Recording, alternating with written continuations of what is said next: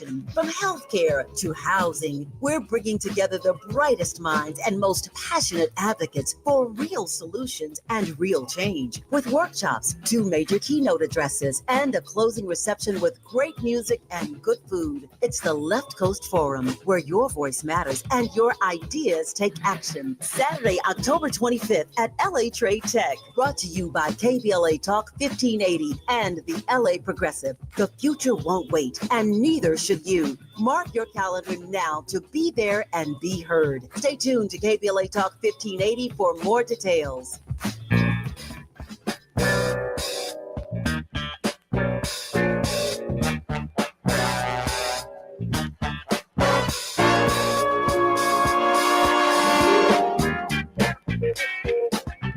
Jesse Jackson Jr., welcome to the Jesse Jackson Jr. Show on KBLA Talk 1580.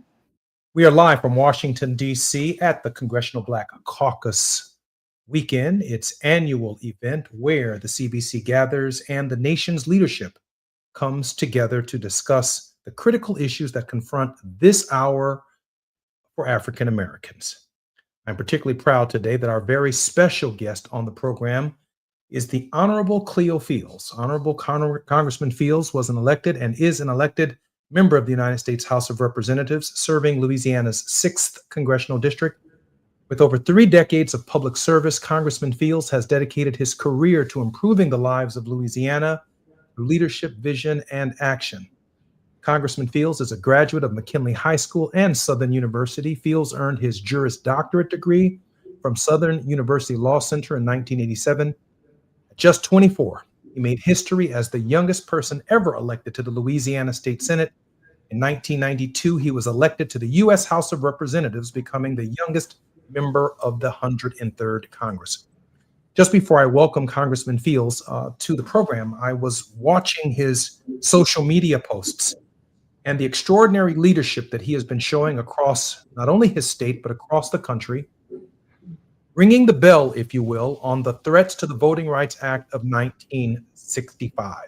No one knows this issue better than Congressman Cleo Fields, because Congressman Cleo Fields was elected to the 4th Congressional District after he drew the district in the state Senate in the 1980s, the 1990s. When I was elected to Congress, I had the great privilege of serving a year or two with Congressman Fields, and then the Supreme Court struck his district down. Congressman Fields then went back to private practice, re-entered the Louisiana State Legislature, drew the congressional district again, now the 6th Congressional District, found himself elected to Congress again from the state of Louisiana, and now in a case called Robinson versus Calais, the 6th Congressional District is being threatened again by the United States Supreme Court. And this moment in African American history, so much of it comes together in the life of Congressman Cleo Fields. Congressman, welcome forward to the Jesse Jackson Jr. Show. Well, thank you, Jesse, and it's good to be with you, and thank you for having me. And listen, in a real sense, all of this started with your father, quite frankly, because back in '88, when you and I traveled the country for your dad, I mean, he was such an inspiration to me.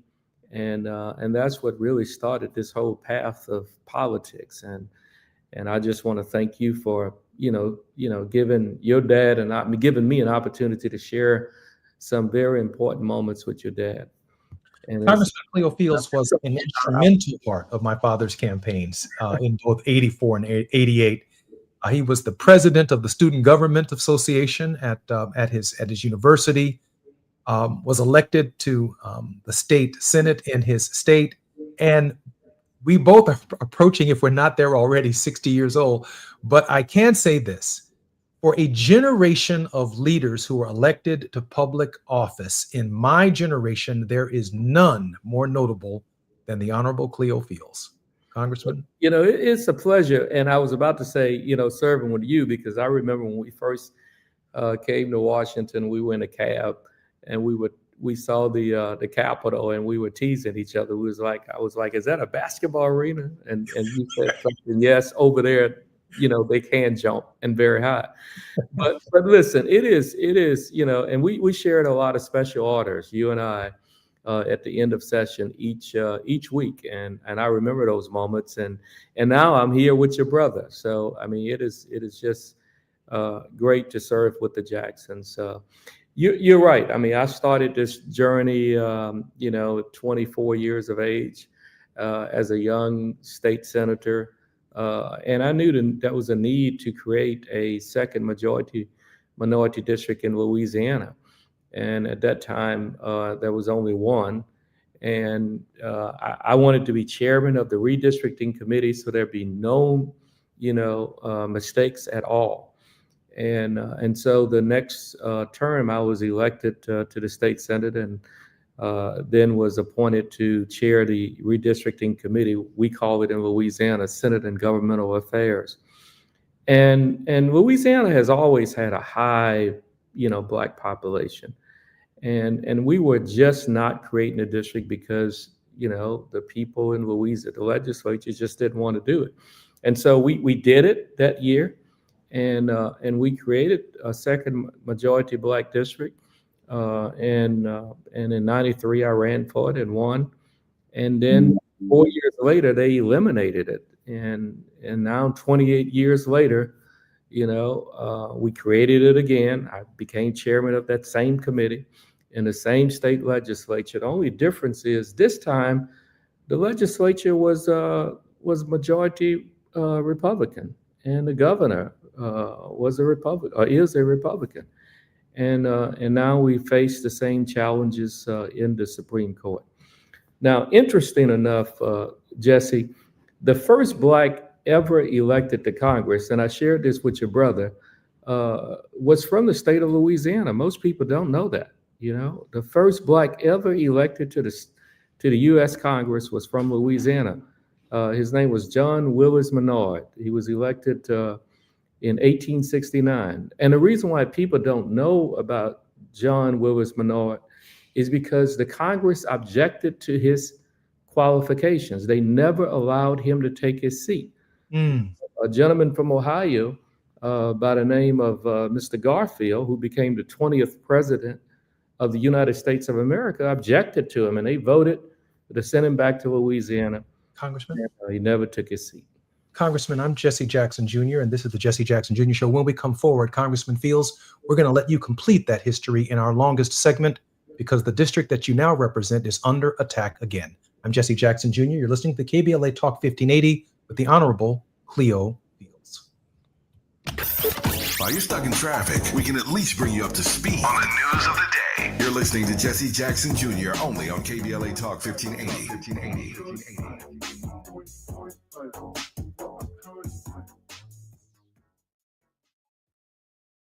This is a special alert to all Americans who own a vehicle with less than 200,000 miles with an auto warranty about to expire or with no warranty coverage at all. Due to a decline in the economy, CarShield is announcing a low-cost month-to-month vehicle protection plan that is now available to the public to save any driver out-of-pocket expenses on future auto repairs. Call now to find out how you can pay almost nothing for covered auto repairs. Yes, you heard that correctly. Pay almost nothing for covered auto repairs. An open phone line has been established for all drivers to call for a free quick quote. Call 800-297-1563 now. Drivers who are covered will not have to pay for covered repairs again. This protection plan is at an all-time low. Additionally, drivers who activate this vehicle protection today will also receive free roadside assistance, free towing, and car rental options at no additional cost. Call us for your free quick quote today. 800-297-1563. That's 800-297-1563. What do you have to lose? Call 800-297-1563. Again, 800-297-1563.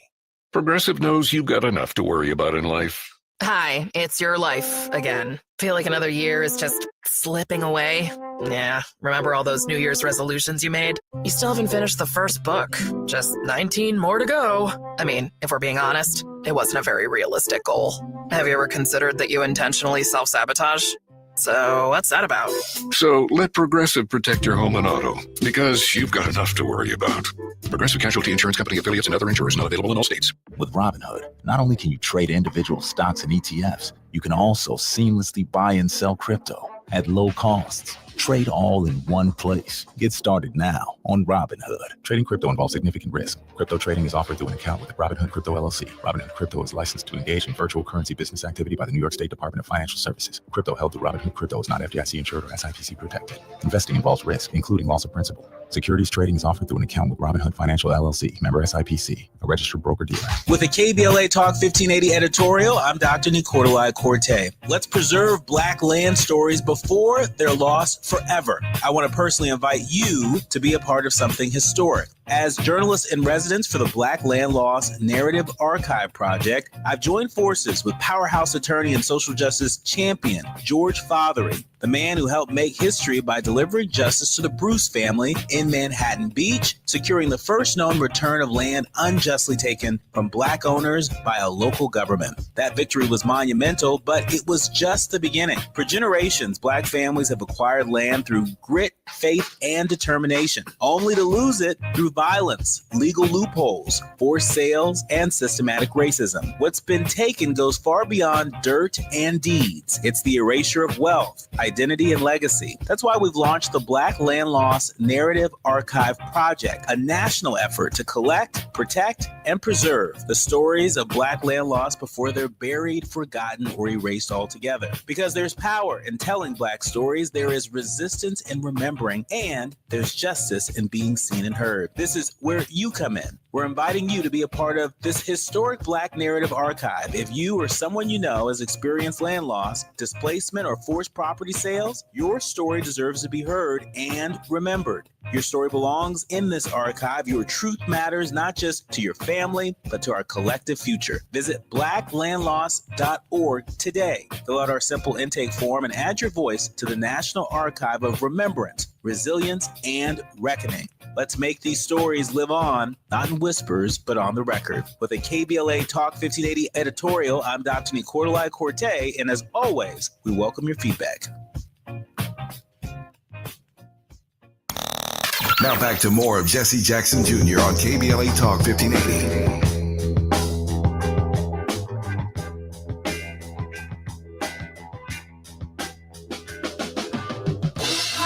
I'm Jesse Jackson Jr. Welcome forward to the Jesse Jackson Jr. Show. In this first hour, our guest is the Honorable Cleo Fields, an elected member of the United States House of Representatives, serving Louisiana's 6th Congressional District with over 3 decades in public service. Congressman Fields, welcome forward to the Jesse Jackson Jr. Show. Good to be with you. We were talking. I'm sorry, Congressman. I didn't want to interrupt you because just before we left for the break, you were talking about the route that you took to the state legislative body in Louisiana that ultimately led to the drafting and the creation of majority-minority districts in the state of Louisiana, consistent with the Voting Rights Act of 1965. There are very few people in Congress, particularly Black, who've actually had to participate in the process of drawing these districts, and there is no representative in the Congress of the United States who has fought harder to preserve majority-minority representation than you. Please, please, please, this in our longest segment, take your time and share with us the road that it took you, but also the perilous path the Voting Rights Act in this present era confronts. Yeah, I mean, it's all because of the Voting Rights Act, quite frankly. And, I stand on the shoulders of, John Lewis, your dad. I mean, so many people who came before me to really open up those doors. I was a kid when I got here. I was only 28 years old when I was elected to Congress. I was a baby, but it was not because of, anything other than those people who fought so hard before I got here. Subsection 5 of the Voting Rights Act, we used that in 93 when I created the district the first time because, states that had a history of discriminating against Blacks, like Louisiana, they had to have everything that dealt with voting pre-cleared by the Justice Department. And so I used that too when I created the district. They didn't pass the plan that I introduced. They passed a plan that, just the opposite. But when we got to the Justice Department, because the Justice had to pre-clear it, Justice said, y'all adopt the Cleo plan because Louisiana's minority population is high, there's no reason that you can't have a second district, and there's no reason it can't be compact. And so we went back to the drawing board, and instead of adopting the plan, we allowed people to say, I want this in my district, I want that in my district, and then the district ended up, they called it the Zero Road District. But that was the first instance. I mean, subsection 5 was so important. We don't have that luxury today, but we do have section 2. So I leaned on section 2 this time, and we have a hearing in the court on the 14th. And I tell people all across this country, what the debate in the court on the 14th is not the 6th district of Louisiana. The debate the debate in the court is every voting rights district in America, not just Congress, state legislatures, city councils, the whole work. And that's why it's so important. People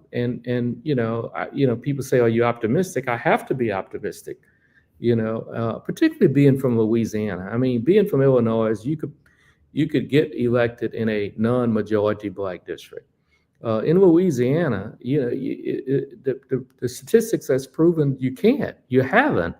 There's not one Black person have ever been elected to Congress from a majority white district in the history of Louisiana. Period. And it has nothing to do with anything other than race. I mean, if you tell me I need to jump a certain distance, I could probably work hard enough to do that. Run a little faster, I could probably work hard enough to do that. But if you tell me I can't be Black, I need some help from my government. And that's what all of these states, particularly the southern part of our country, that's what we need. And we're going to have that debate in court on the 14th. Congressman, I was perplexed about a month and a half ago or so when the chairman of the Democratic National Committee, when the governor of Texas floated the idea of changing their state's plan, and then Governor Newsom reacted by drawing or redrawing the state plan of the state of California, and then Governor Pritzker of Illinois began to follow suit until we pushed back significantly within our own state, educated the governor about the Voting Rights Act, and began changing his mind, so much so that he began pumping the brakes on tampering with the Voting Rights Act of 1965. The head of the DNC said, I'm tired of Democrats bringing a pencil to a knife fight. But when one considers the history of segregation in Louisiana, and the point that you just made about you can't run any harder, you can't jump any higher, you just can't get enough votes as an African-American, super qualified person to be in Congress from white folks in Louisiana. And the history of segregated neighborhoods in Louisiana, from your perspective as someone who's drawn congressional districts, really is a pencil fight, isn't it? Yeah, I mean, look, we got such a dark history in Louisiana. I mean, we had literacy tests in order to register to vote. I would talk to my grandmother, like, grandmother, you gonna go and register. When I first got in politics, you're gonna go and register to vote, right? And at that time, you had to actually go to the registered voters office to register to vote. They didn't have voter registration by mail. And she was literally terrified to go downtown to register to vote because, back in her time, they would offend Black people when they came to register to vote. The registered voter would say, how many bubbles are in a bar of soap? State the preamble to the Constitution. So Southern states have always had impediments, even when they passed the 14th and 15th Amendment, 13, 14, 15 Amendment. Those amendments did nothing for Blacks who lived in the southern part of our country because racism, Jim Crow was rampant. State legislatures were going out of their way to put barriers in front of African Americans, although they did have the right to vote, And that's where the Voting Rights Act came from. I mean, that's where it all started, People in this country said, look, you got people that, they have the right to vote, but states are not letting them vote. Now, to answer your question more precisely about, what happened in Texas, I mean, I just think it's sinful and shameful that a president of the United States of America can pick up the phone, first of all, and call a governor and say, I need 5 more seats, and then the governor of Texas execute, and then they eliminate seats just to get 5 more Republicans. That's not the way the process should work, and now you have California following through. I mean, at the end of the day, I think it starts at the top. The leadership at the top of this country is really lacking, to say the least, and it's not going to stop, and it's not going to stop anytime soon. Because if you tell somebody, okay, here's the game and here are the rules, you tell me the rules of basketball. If you step out of bounds, you're out. If you touch somebody, you foul. We can do that. But with President Trump, there's just no rules. He makes up the rules as he go. And when he violates them, he just do it, And I think you see Democrats being frustrated all across this country because they're playing in a game that they're not used to. There are just no rules. I mean, he makes the rules as he go, and he violates them, and when when you're faced with that, then you have the type of calamity that we see today, and it's very unfortunate. Congressman, there's some misconceptions about the Black vote in 2024 that you wanted to share with our country. That you observed. Please feel free to do that, sir. Yeah, I mean, in 2024, the Black vote. First of all, let me just steal a line from your father. He and I were campaigning. I think that was in '88. We were in Michigan, and we were trying to get people in the housing project to go and register to vote, and people were saying, I'm not. My condition won't change. And then afterwards, we got on the bus and I was telling Reverend Jackson, I was like, the people here are so apathetic, and Reverend Jackson said, listen, they're not apathetic. They're not apathetic voters. They're uninspired. And he said, it's my job to inspire them. And that taught me so much because, it is our job, as public officials, as ministers, as, community leaders, to inspire people to actually participate in this process. I remember everybody remembered David Duke, when he ran for governor, Black people in particular in Louisiana, showed up in droves. I mean, registered. David Duke was the best motivator to get Black people registered to vote in my lifetime. And people were like, oh, those young college kids are registered to vote. Cleo, you're doing well. It really wasn't me. It wasn't the move. It was him. And I think you're going to see that again, because I think people are tired of being dictated to, of having funds called back, when the Congress has approved it. I mean, people don't want to live under this type of authoritarian kind of government. And I think that's going to inspire people. I really think people are going to get out and they're going to vote, and they're going to change this Congress, in my view. I think the pressure, Congressman, is so great. Every single day, it's a different story. The distractions are great. What is it like serving in this environment on Capitol Hill? Oh, it's so different. I actually, when we created the seat, I didn't intend to run for it, quite frankly, and definitely did not know I was going to be faced with the challenges I'm faced with today. I mean, it is so different from 28 years ago. 28 years ago, we were in Congress that, we had our own philosophical beliefs, but we found a way to work together on many issues. Today, for example, you got the Democratic leader on the Senate and the House side, request the president, to keep the government from shutting down. Who wants the government to shut down? The president agrees to the meeting, say, all right, I'll meet with y'all in the Oval Office on Thursday. And then today he says, no, don't worry about it. Just just don't show up. I don't want to meet with you. And then the Speaker of the House canceled the votes for Monday and Tuesday. I mean, who does that? I mean, we would have never done that, 32, when you were here 32 years ago, or 28 years ago. That's unheard of. That is, the Republicans take the position in this legislature, we're going to do what we want to do when we want to do it. And what you think, what you say don't really matter to us. I remember Tom Foley was Speaker of the House when you were here. No, it was Newt Gingrich when you came. But my first term, it was Tom Foley, Democrat from Washington State. And at the Democratic caucus meetings, we would complain because he would say, I got to go.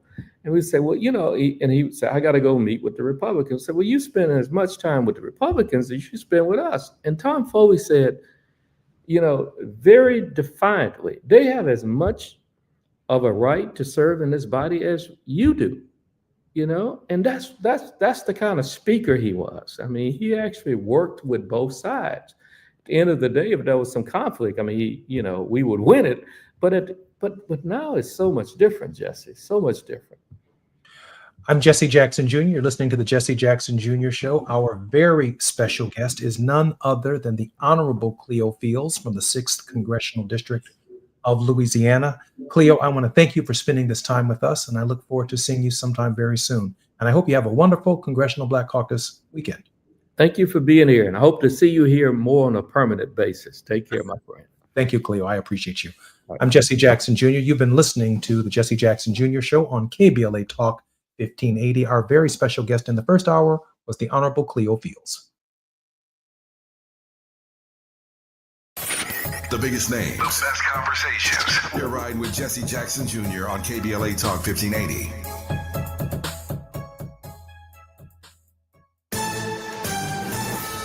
I'm Amber Payton with BIN News Now. Former Vice President Kamala Harris says corporations have caved to President Trump out of fear, calling him a tyrant who uses government power for revenge. We used to compare the strength of our democracy to communist dictators. That's what we're dealing with right now, Donald Trump. Speaking on MSNBC, she pointed to Disney's suspension of Jimmy Kimmel over remarks about Charlie Kirk's assassination, noting the host will return to ABC Tuesday.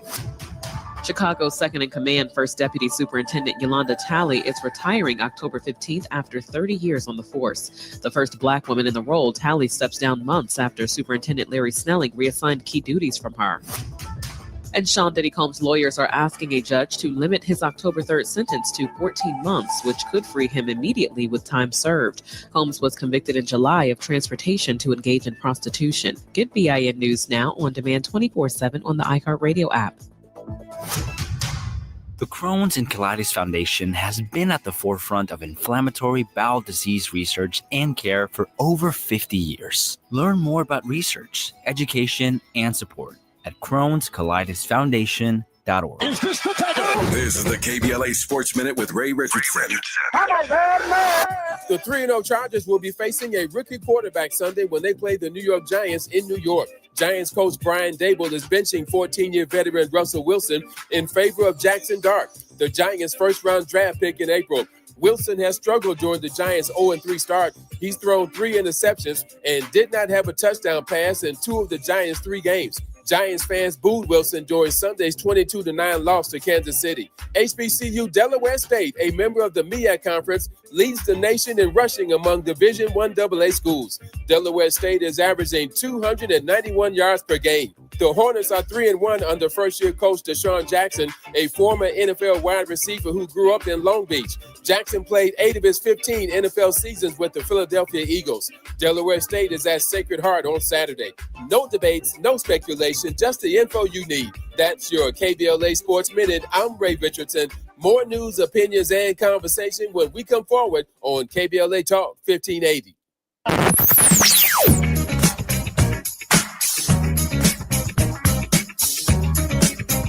This is KBLA Talk 1580. Talk radio. That's music to your ears. We're unapologetically progressive. KBLA Talk 1580. We got a lot to talk about. I'm Reverend Gerald, the life coach. Is someone you love struggling with addiction and mental illness? Is improving your family's health important? Want to leave a legacy that your family can grow? Are you ready to enhance your perception of life experiences? Then wake up weekends at 7 a.m. with Urban Family Focus and get the wisdom, opportunity, resources, and motivation to live your best life. Join the conversation on Urban Family Focus Saturday and Sunday at 7 a.m. Unapologetically progressive. KBLA Talk 1580. We've got your black. We asked seniors how to prevent Medicare scams. My best advice, if you get a phone call, do not talk to the person. These people are well trained. Don't talk to them. They don't know me. They're just trying to scam me. Don't be fooled. Hang up. Just hang up. Never give out your Medicare number. They're going to get your number to put in a false claim. If I get a call from someone, I don't pick up the phone. And should I pick up the phone and they ask for information, then I hang up. How do you detect Medicare fraud? Just like I check my credit card statements, I check my Medicare statements monthly. Scammers can get a hold of your number, order medical devices through your account, and you're not even going to know about it if you don't look at your statement. Check your statement every month. If you get your statement and you see something that you know you did not have done, you report it.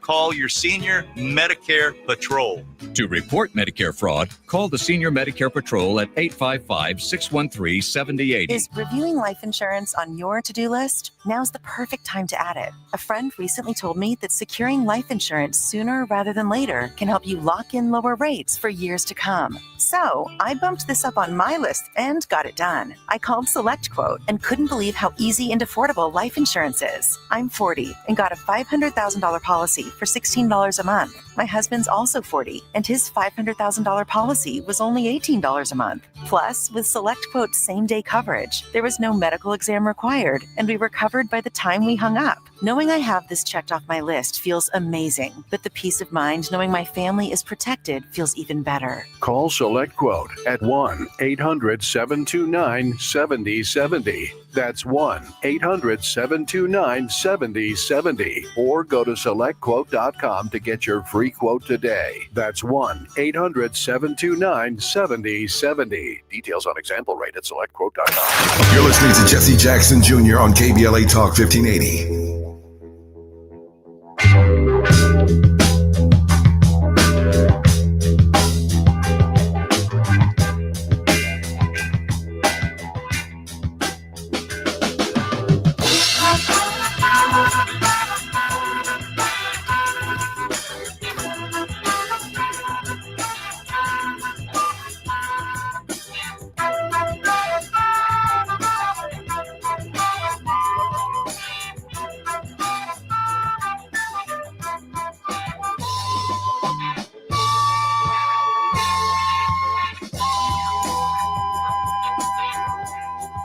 I'm Jesse Jackson Jr. Welcome forward to the Jesse Jackson Jr. Show. Our very special guest in the last half an hour was the Honorable Cleo Fields from the 6th Congressional District of Louisiana.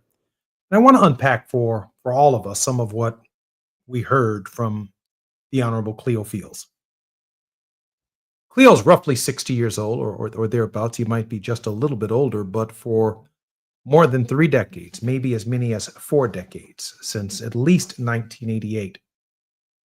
He has done his very best from the state of Louisiana for the Louisiana legislature, made up of both Democrats and Republicans, to treat Black people equally and with respect. The key to that, however, is and was and remains the Voting Rights Act of 1965. You see, when African Americans in a state who are victims of housing discrimination and various forms of discrimination that includes racially segregated parishes, racially segregated townships, racially segregated communities, Democrats have no problems taking 10% of those communities, maybe 20% of those communities, and putting them in a Southern Democratic congressional district. But it's usually still the Democratic side of the district that is white, that overwhelmingly benefits from the state and the federal government's largesse. In other words, in a real sense, African American voters are the plurality in those elections versus Republicans, but African Americans and the needs and interests that they represent don't truly get the representation that they need on our side of town. Our schools and our housing, our roads, our sidewalks remain dilapidated because even the Southern Democrats don't see us.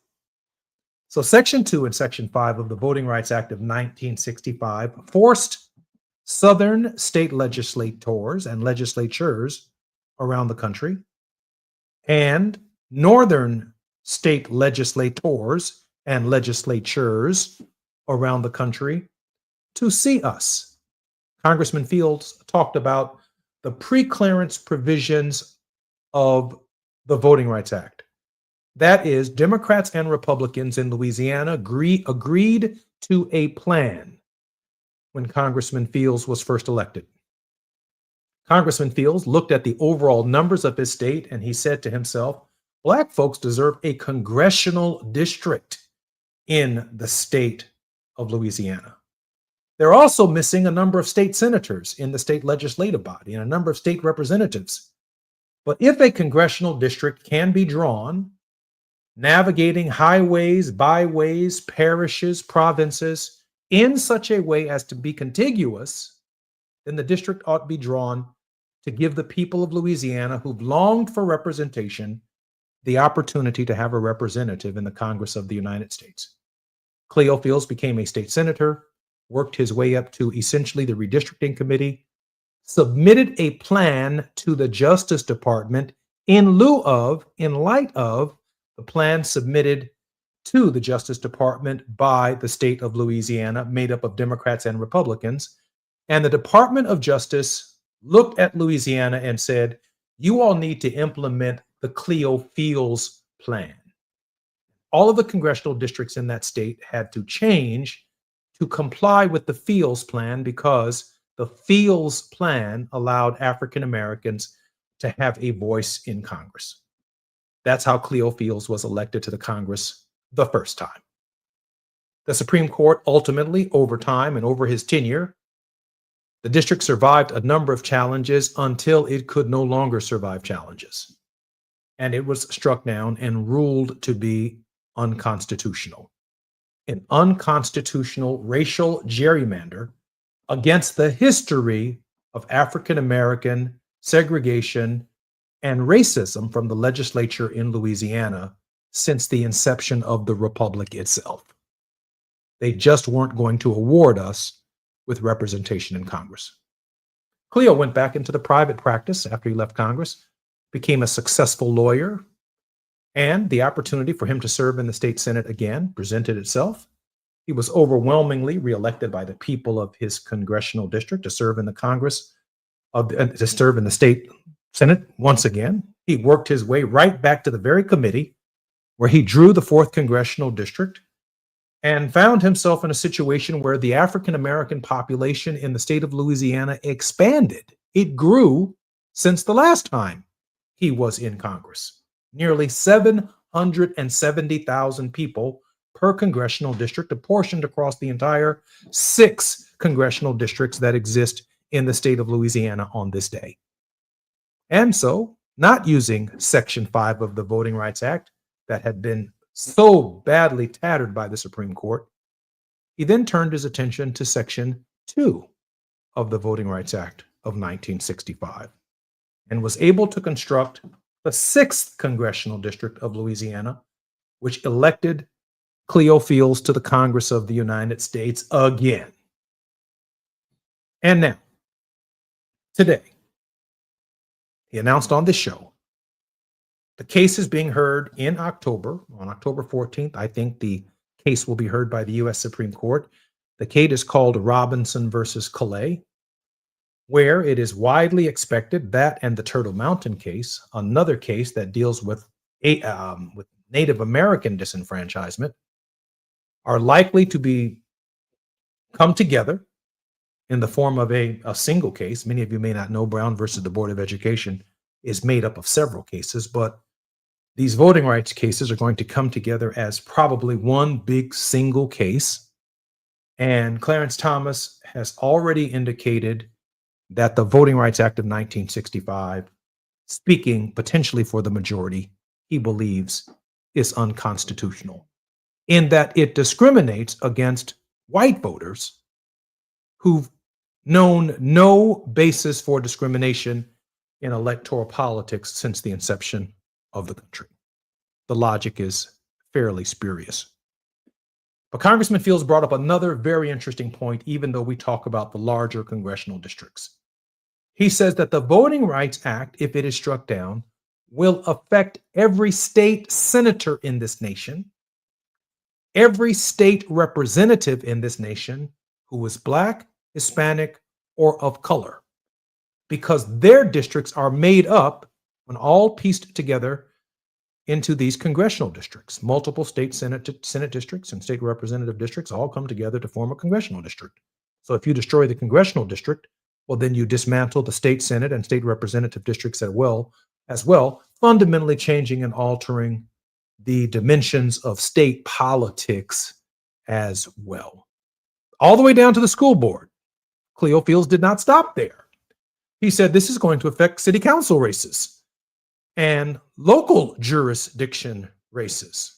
If, in fact, city council and aldermanic wards, parishes are drawn in a way to comply with giving people of color an equal opportunity to get elected and speak their true voices in these respective legislative bodies. It just doesn't get much more devastating than that. And being born in 1965 and having lived most of my life in the shadow, like most of us have, of Brown versus the Board of Education, we cannot imagine what the end of Second Reconstruction actually looked like. What I can share with you is this. There were 16 African Americans elected to Congress after the Tilden Hayes Compromise and during First Reconstruction, 14 in the House of Representatives, 2 in the United States Senate. And after the Tilden Hayes Compromise, there were 0 Blacks left in Congress at the turn of the century. We could very well be heading in the same directions, and we ought to be concerned about our representation at the congressional level and our voices. I'm Jesse Jackson Jr. You're listening to the Jesse Jackson Jr. Show. More when we come forward on KBLA Talk 1580. While you're stuck in traffic, we can at least bring you up to speed on the news of the day. You're listening to Jesse Jackson Jr. only on KBLA Talk 1580.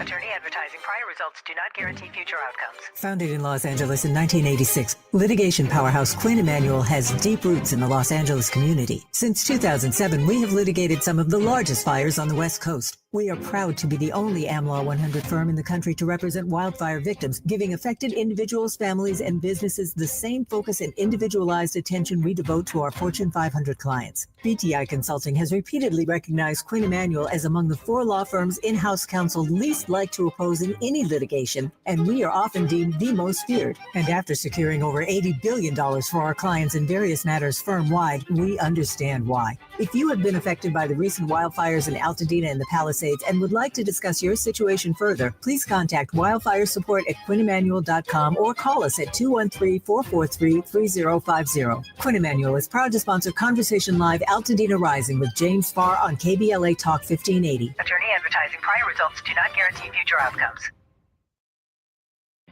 Dr. Renee here. Did you know this time of year is considered peak asthma season because we typically see a spike in asthma-related hospitalizations? If you have asthma and are having difficulty breathing despite medication, it's time to check in with your doctor so you can help avoid landing yourself in the hospital this season. To learn more about managing your asthma, visit www.luma-edu.com. That's LUMA-edu.com. This message is brought to you by Amgen and AstraZeneca.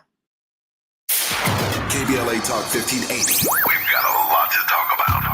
KBLA Talk 1580, connecting you with services and solutions. The Los Angeles Regional Food Bank is on a mission to fight hunger and provide nutritious food to those in need across our community. They partner with federal, state, and local programs advocating for better policies and funding for critical hunger relief programs like CalFresh, the Emergency Food Assistance Program, and the Child and Adult Care Food Program. The food bank works with coalitions and local representatives to make sure hunger is addressed in every district of LA County. They also run nutrition education campaigns, raise hunger awareness, and source nutritious food for distribution, all while supporting regulations that allow food pantries to operate safely. Want to help? Visit lafoodbank.org or call 323-234-3030 to volunteer or find a food bank near you. Together, we can ensure that no one goes hungry in Los Angeles County. This is a community call to action from KBLA Talk 1580.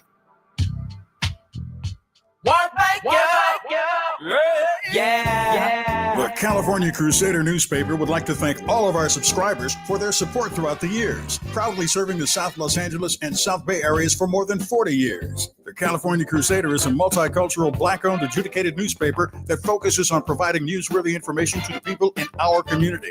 We're constantly looking for ways to assist businesses in our community to connect with our subscribers. We provide low-cost, effective ways to promote your business with our reasonable and affordable advertising rates. You can participate by suggesting, sharing, and submitting your stories on the California Crusader newspaper Community Share Facebook group page, or visit our website at cal-cruise-news.com. That's calcruisenews.com.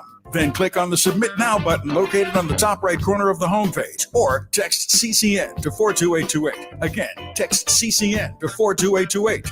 The California Crusader newspaper, working together to build a better community for our future. Subscribe today.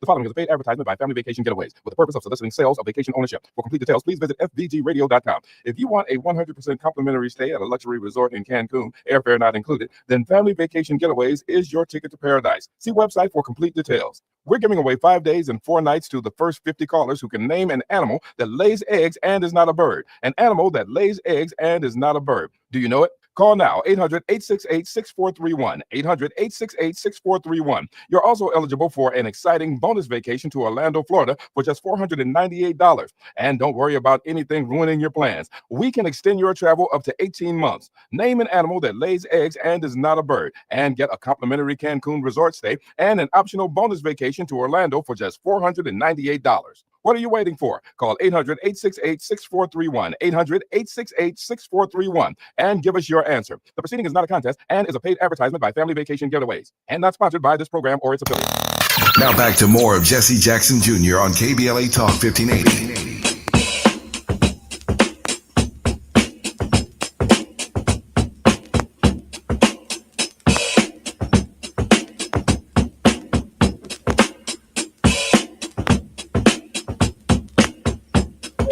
I'm Jesse Jackson Jr.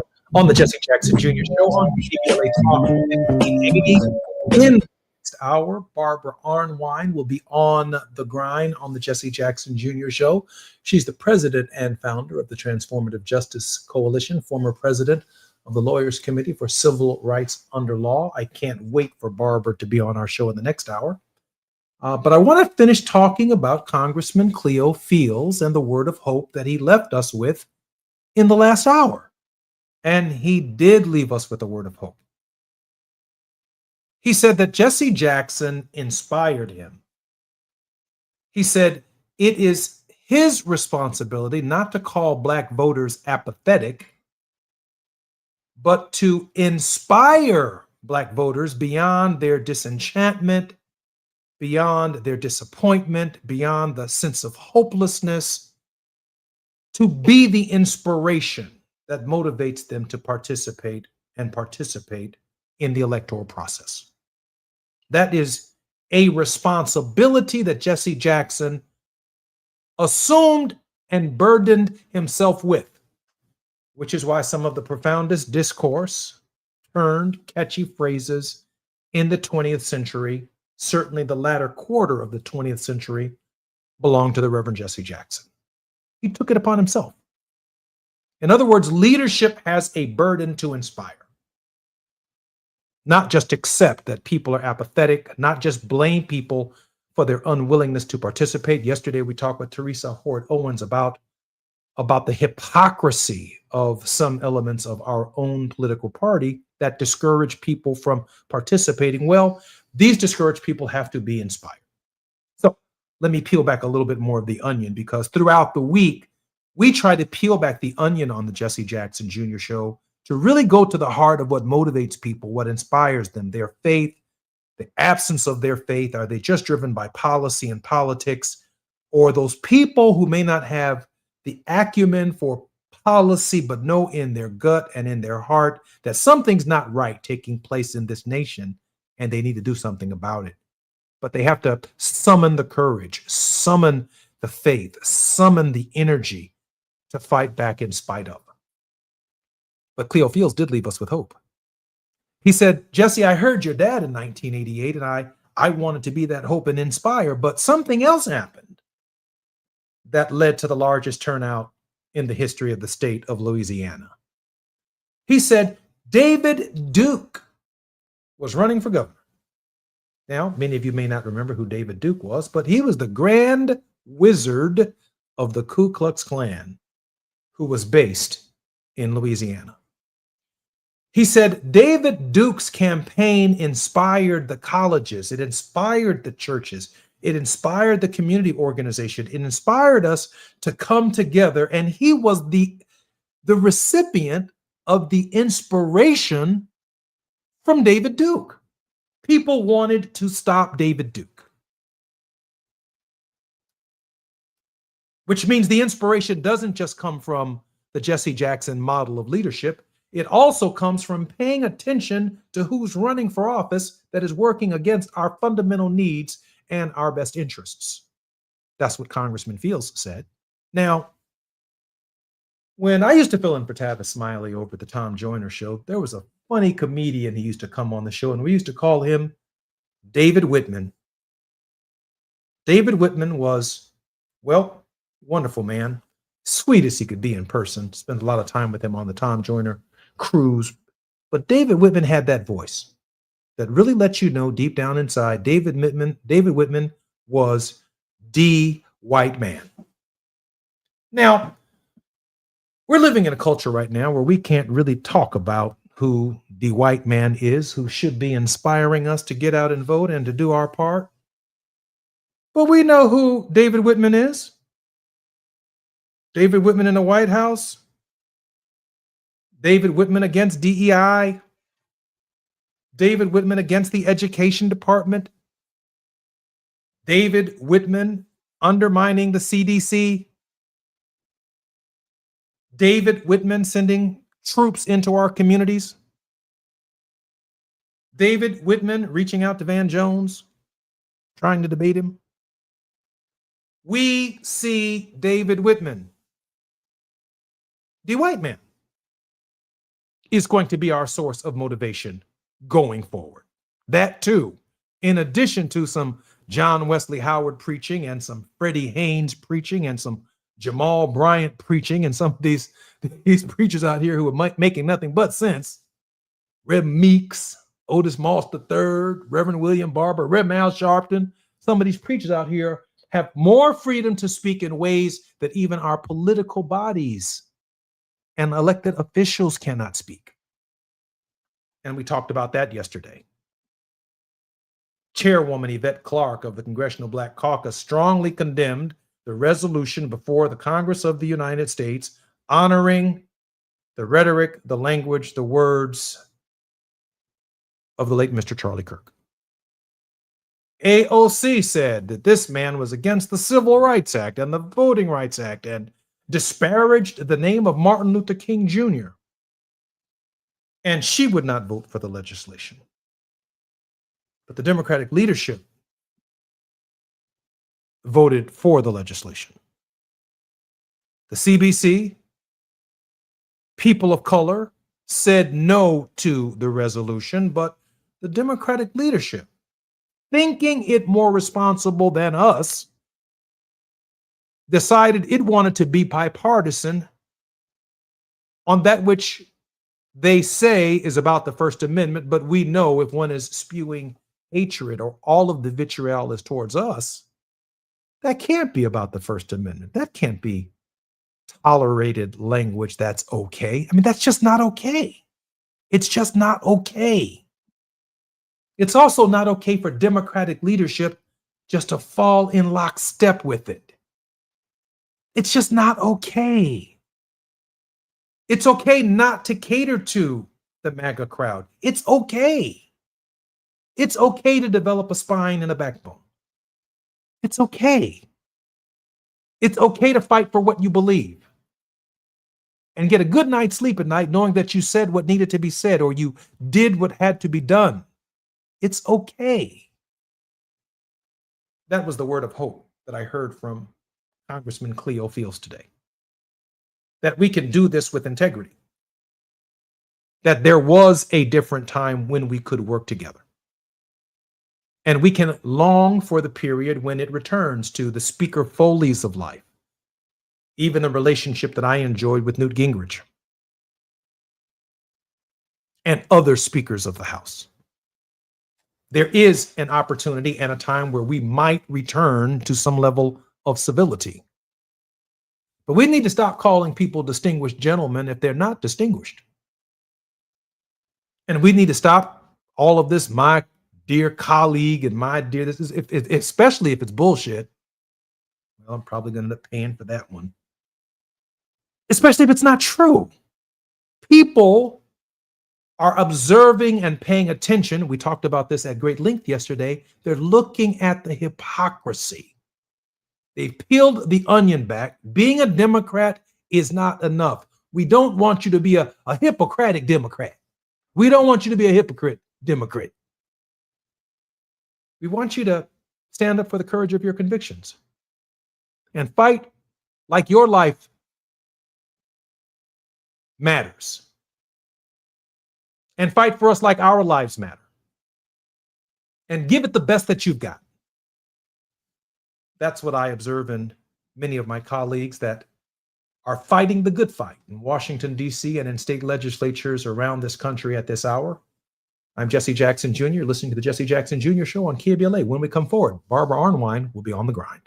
KBLA 1580 Santa Monica.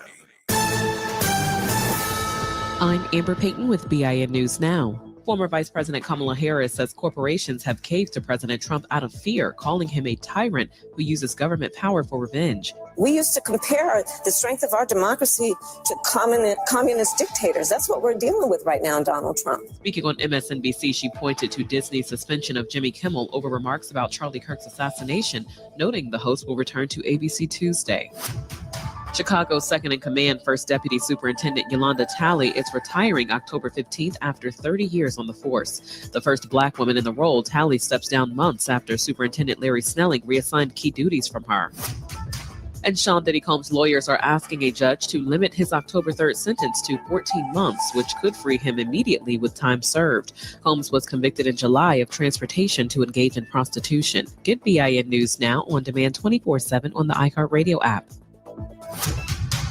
The Crohn's and Colitis Foundation has been at the forefront of inflammatory bowel disease research and care for over 50 years. Learn more about research, education, and support at Crohn'sColitisFoundation.org. This is the KBLA Sports Minute with Ray Richardson. The 3-0 Chargers will be facing a rookie quarterback Sunday when they play the New York Giants in New York. Giants coach Brian Daboll is benching 14-year veteran Russell Wilson in favor of Jackson Dart, the Giants' first-round draft pick in April.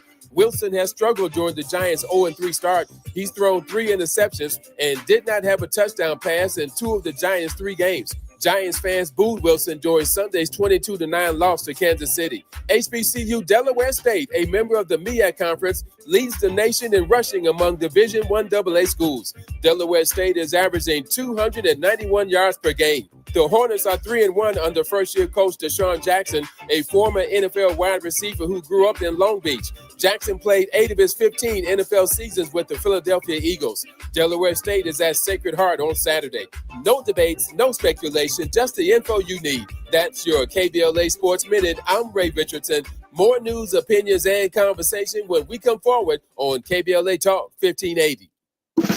Are you ready to be a part of the conversation that will help shape our nation's future? Get ready to join us for the Left Coast Forum, Saturday, October 25th at LA Trade Tech, where progressive voices will come together to tackle the issues that matter most to working families across Los Angeles and beyond. From economic justice to climate action, from healthcare to housing, we're bringing together the brightest minds and most passionate advocates for real solutions and real change. With workshops, 2 major keynote addresses, and a closing reception with great music and good food. It's the Left Coast Forum, where your voice matters and your ideas take action. Saturday, October 25th at LA Trade Tech. Brought to you by KBLA Talk 1580 and the LA Progressive. The future won't wait, and neither should you. Mark your calendar now to be there and be heard. Stay tuned to KBLA Talk 1580 for more details.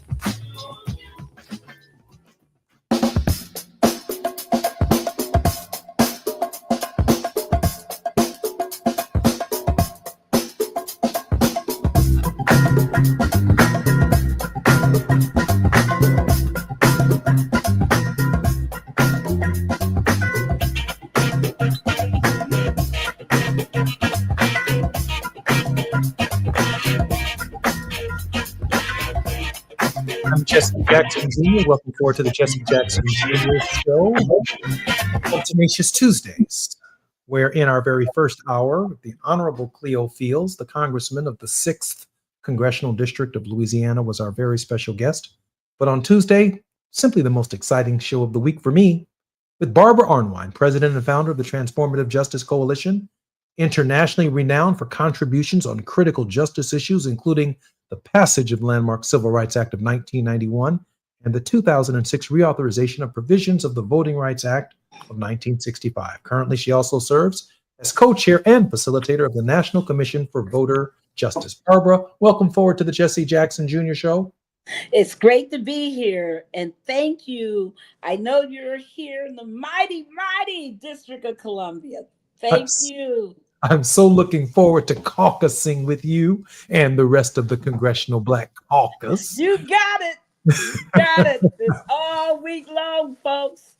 Make sure that you register and come to the Congressional Black Caucus Foundation Annual Legislative Caucus Weekend. You got to come. You got to come, people. You got to come and be part of this amazing conference. Barbara, the CBC weekend, and I'm coming up on my 50th anniversary of attending these things.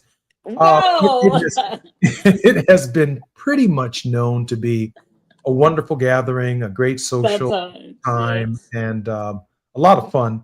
But the end of Second Reconstruction is very serious business. Yes. And I can only imagine that at this critical juncture in American history, that you've given a lot of reflection, and that members of Congress, African Americans like Cleaver, who's fighting for their districts, and Cleo Fields and other African Americans around the country whose districts are being challenged, they're giving serious reflection to the Calais decision, Robinson versus Calais, and the Turtle Mountain decision. And I just don't know anyone who's been articulating these issues as clear as you across the country. What makes this CBC, in your estimation, so much different than the others? Because so much is at stake. We could convene next year. And if the Supreme Court does the wrong thing in the Louisiana versus Calais case, we could look up and have a designation of the CBC. We might be looking at half of the members being still in office, or being in office and being under legal attack, because this is how much is at stake. So this is not the time. This is not the party year, folks. This is the serious year. And can we do a shout out to the Congressional Black Caucus? Absolutely. They did something last week. Show. They did something last week that most people don't know about. In fact, Jasmine Crockett has been drawing a lot of heat because she actually wrote about it. When it came time for the resolution that was calling Charlie Kirk a great patriot, a great, American, etc., etc. The CBC, for the most part, voted against that resolution. Amen. And the leadership of the Democratic Party voted for it. Now that was the focus. Did you hear what I just said? That was the focus of Teresa Horde Owens' show yesterday, that it puts us in a messaging quandary, and the hypocrisy became all too apparent. Barbara? Well, it's that whole thing about we want to play fair while they're bullying and destroying us. While they're, there's a new video. Have you heard about this? There's a new rap video, white rap video. And the name of the rap video, everybody get ready for it. If you haven't heard about it. Is it M&M's? Is it M&M's? The name is Hang Them Up High at Sundown. Oh, wow. It's celebrating lynching. Oh, wow. No, Lynching. That's not the M&M video. No. Hang them up high at sundown. Folks, if you got to understand who and what we're up against. Because this is a country woman singer who's behind this song and a white rapper. And they basically are celebrating lynching. So, when people tell me about how concerned they are about, Trey Reed, how concerned they are about the other African-American men who have been, potentially lynched over these last couple of, weeks since the assassination of Charlie Kirk. People need to understand what we're up against, that they're celebrating this. I know you're looking it up going, what's he talking about? I am sitting here looking at this right now in the Chicago Defender. I can't believe it. And and they're celebrating. They got this song going all around the place. And it is a lynching celebration song. What do you think, folks? Why does it say at sundown? Why does it say at sundown? They know their history. Do you know our history? Do you know our history? Why they said at sundown? I assume it's tied to the sundown towns. You got it. Marion, you got it. These are towns that still exist in the rural South where there are no streetlights. The modernity has simply not made it to these communities. And they have no plans, no intention for modernity making it there either. In fact, many of these communities don't have Wi-Fi, don't have laptops. Tell me. Tell me. It's just kind of amazing, Barbara. Listen, there were over, we don't know the precise number, but there were thousands, not hundreds, thousands of sundown towns. And folks, don't get it twisted. It wasn't just in the South. It was all the way in the West Coast, the Midwest, the Northeast, you name it. Sundown towns were everywhere. And basically, if you were Black and you had an obligation to get out of their town before sundown, or you could be punished. Punished. And punished took many versions. So I want people to understand that they're not just playing with words. They're not just trying to be cute when they talk about at sundown. They know precisely what they're saying. I'm Jesse Jackson. I'm Jesse Jackson Jr. listening to the Jesse Jackson Jr. Show on KBLA Talk 1580. On the Ground with Barbara Einwine. More when we come forward. It's afternoon drive time with Jesse Jackson Jr. Only on KBLA Talk 1580.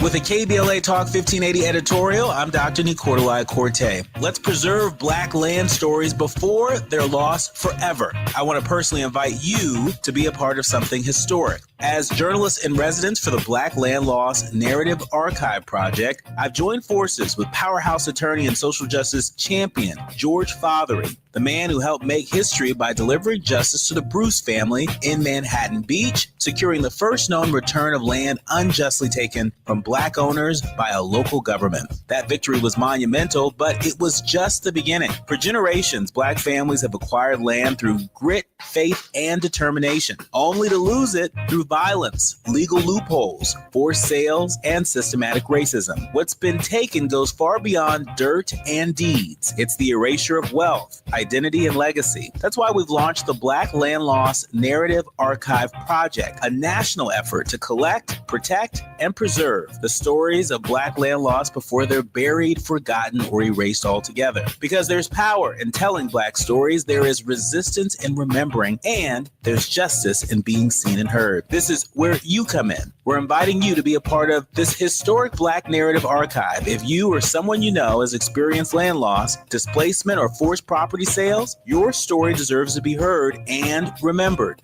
Your story belongs in this archive. Your truth matters not just to your family, but to our collective future. Visit blacklandloss.org today. Fill out our simple intake form and add your voice to the National Archive of Remembrance, Resilience, and Reckoning. Let's make these stories live on, not in whispers, but on the record. With a KBLA Talk 1580 editorial, I'm Dr. Nicolai Corte, and as always, we welcome your feedback. This is a special alert to all Americans who own a vehicle with less than 200,000 miles with an auto warranty about to expire or with no warranty coverage at all. Due to a decline in the economy, CarShield is announcing a low-cost month-to-month vehicle protection plan that is now available to the public to save any driver out-of-pocket expenses on future auto repairs. Call now to find out how you can pay almost nothing for covered auto repairs. Yes, you heard that correctly. Pay almost nothing for covered auto repairs. An open phone line has been established for all drivers to call for a free quick quote. Call 800-297-1563 now. Drivers who are covered will not have to pay for covered repairs again. This protection plan is at an all-time low. Additionally, drivers who activate this vehicle protection today will also receive free roadside assistance, free towing, and car rental options at no additional cost. Call us for your free quick quote today. 800-297-1563. That's 800-297-1563. What do you have to lose? Call 800-297-1563. Again, 800-297-1563. Now back to more of Jesse Jackson Jr. on KBLA Talk 1580.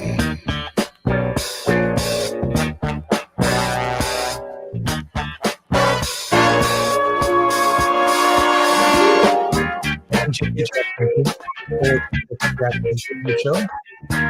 Next Tuesdays on the Grind with attorney Barbara Arnwine, the president and founder of the Transformative Justice Coalition. Barbara, welcome forward to our show.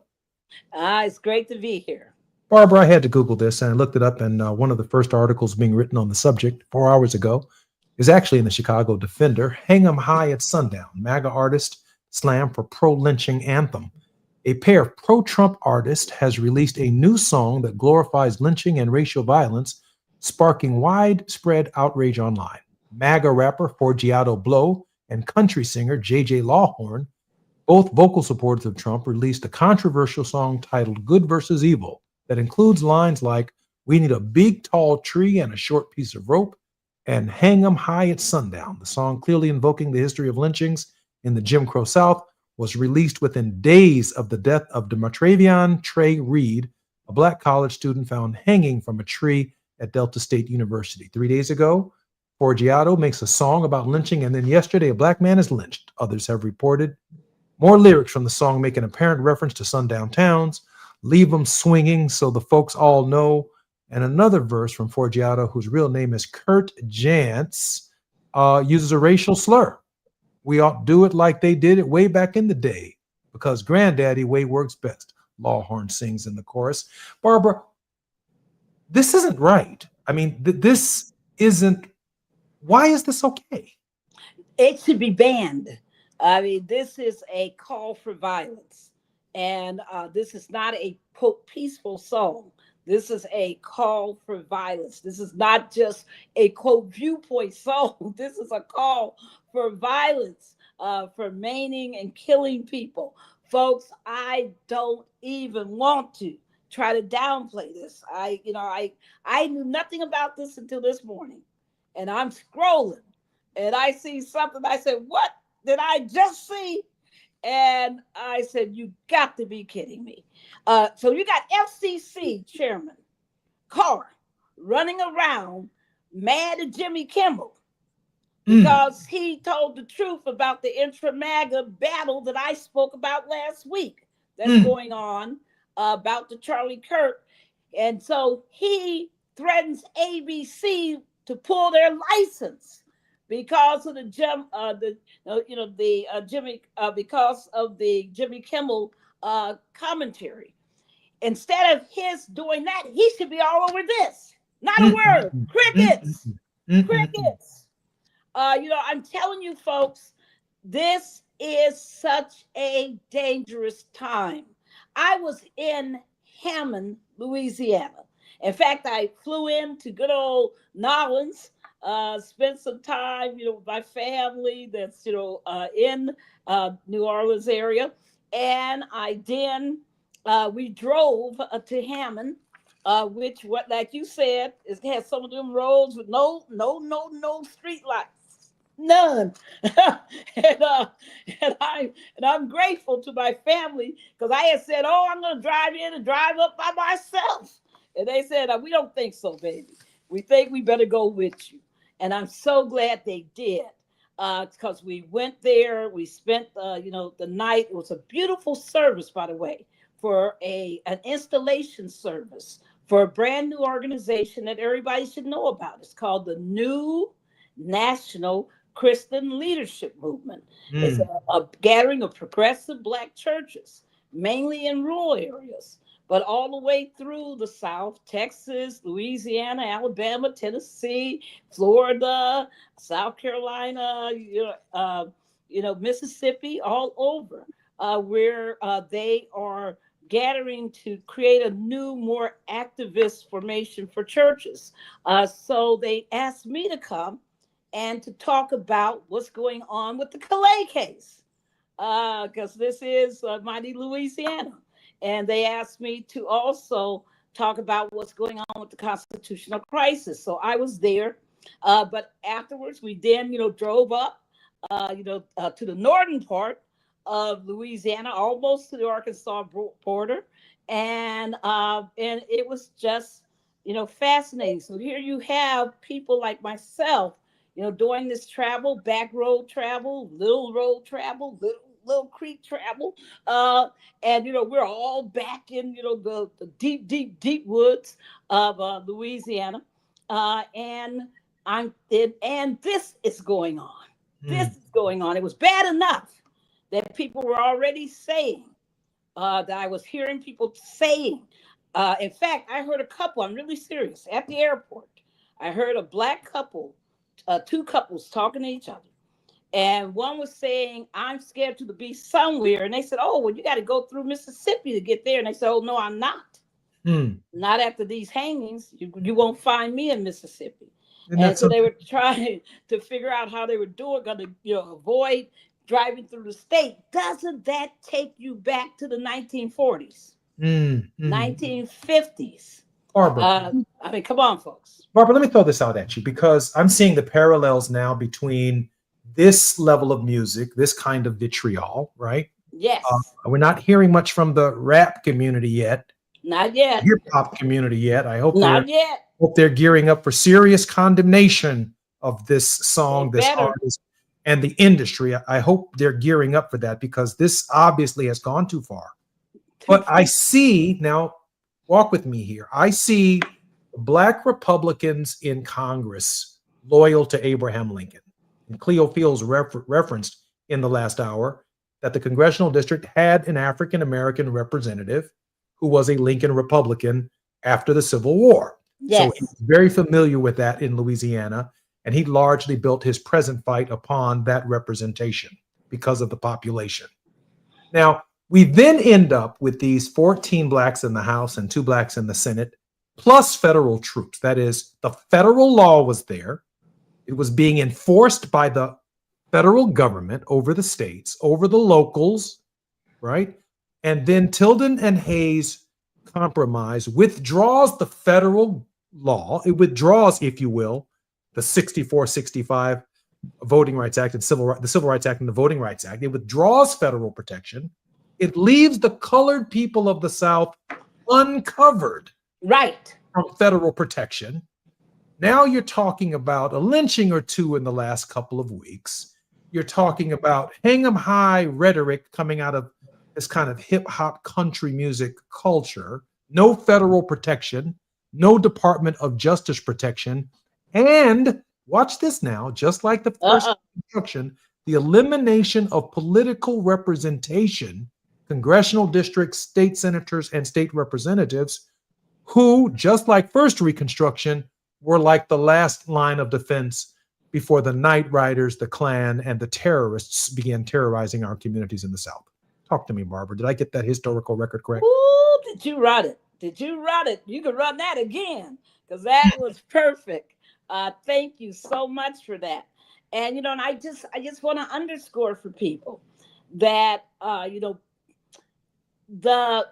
the time that the Hayes-Tilden Compromise was reached, Congress had been having hearings about what was going on in the Deep South and why the troops were so needed. And remember that one thing people forget is that when the Civil War was over, a lot of the white Union troops, the white, uniformed officers and soldiers, they were able to go home. They were able to decommission themselves and go home. The black troops stayed in strong and in fact became a major part of the Union Army that was left. And that's why to this day in the South, they hate black men with guns, right? That's why there's this whole, hatred of black men with guns, because it was those Union soldiers who protected black families. But go into those hearing records, people, if you ever want to know what was going on, and read about the maiming, the racial violence, the killings, the murders, the absolute outrageous racial hatred, and racial terrorism, by the way, Mr. President. You want to talk about Antifa being a domestic terrorist organization? Well, come on now, because they had nothing but domestic terrorism going on against black folks during this period. And it is horrifying to know that they knew this history at the time that they agreed to the Hayes-Tilden Compromise. It's the same reason why I'm upset about last week about this resolution, because there's something wrong when you engage in mass societal denial, when you put forth fake clay-figured idols that you know are weak and wrong, when you compromise against the best interests of the very people who are your base. Come on, Dems. You got a lot of accounting to do, Dems. The Republicans got a lot of accounting to do because they're letting this stuff run rampant and they're perpetuating it. But the Dems should be the opposition. They got to have a wall. And if they can't be a wall, then where do we go?